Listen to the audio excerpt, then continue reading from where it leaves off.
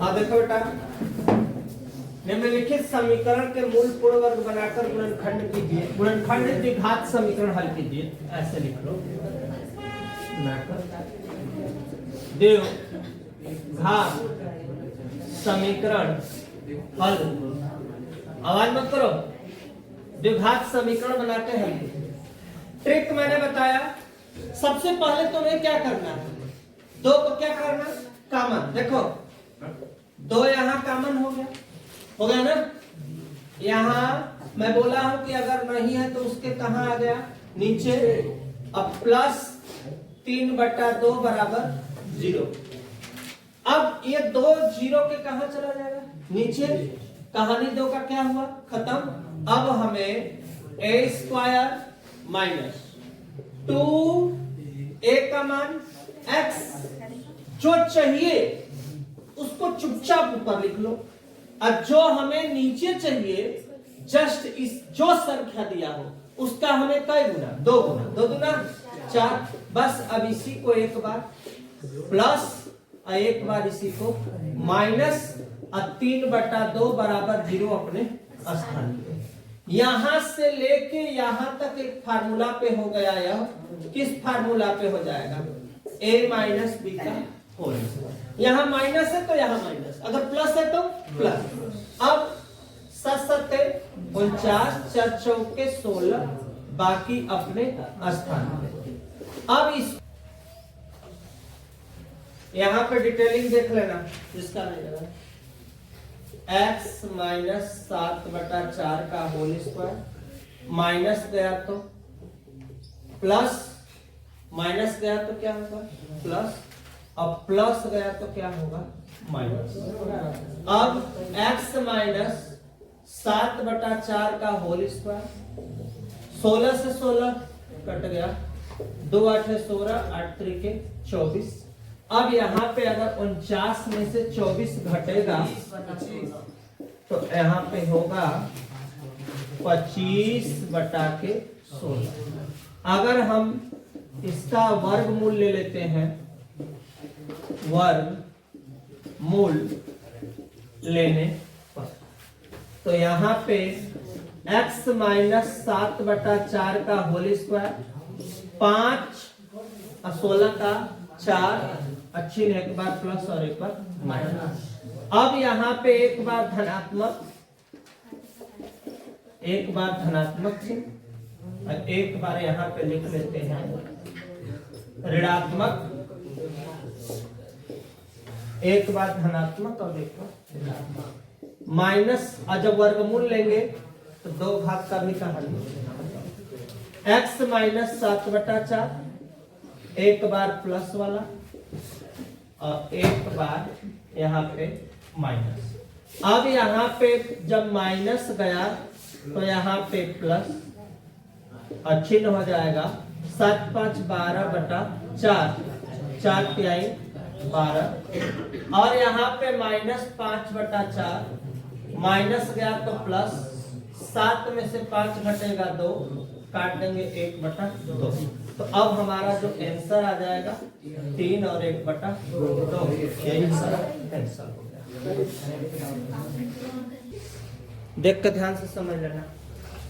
ये कड़ी का दिया है, परेशान मत होना, ट्रिक बता रहे हैं। 4 यहाँ से यहाँ से यहाँ से क्या करेंगे, कॉमन। जब कॉमन करेंगे तो यहाँ x², और जब एक मिल रहा है ना तो इसके नीचे हमें लिखने की कोई आवश्यकता नहीं है, बस कड़ी में 3। यहां नहीं मिल रहा है तो इसके नीचे हमने, संतुष्ट हो इतनी बात से। ये 4 कहां चला गया, 0 के नीचे, तो 4 का कहानी क्या हुआ, खत्म। अब देखो अपने पास क्या बचा, a², ध्यान देना, प्लस 2a, a में किसका मान, x का। इतना बात समझ लो, जो चाहिए वो लिख लो। देखो कड़ी चाहिए ना, कड़ी लिख लो। और अब तुम्हारे पास मैंने बोला यहां जब कुछ नहीं है तो कितना मानोगे, 1 का कई गुना, 2 गुना। मैं बोला हूं कि जो कुछ है यहां उसका कई गुना, 2 गुना मान लेना, ठीक। जैसे 3 है तो 3 गुना के 6 मान लेना।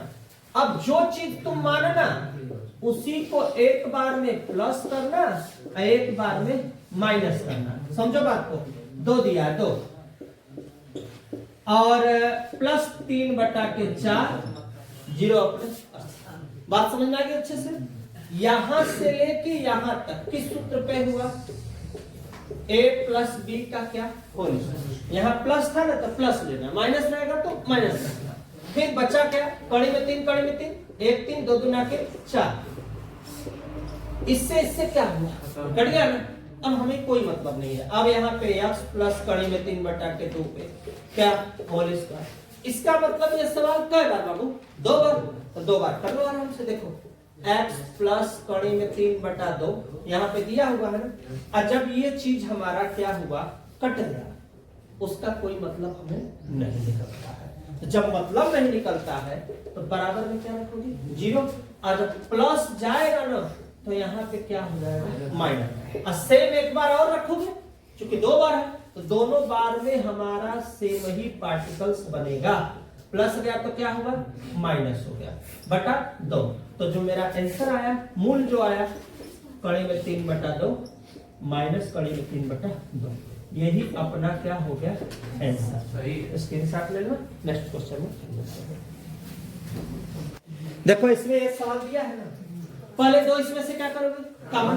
तो 2 कॉमन कर लो, तो यहाँ पे नहीं है तो इसके कहां? नीचे।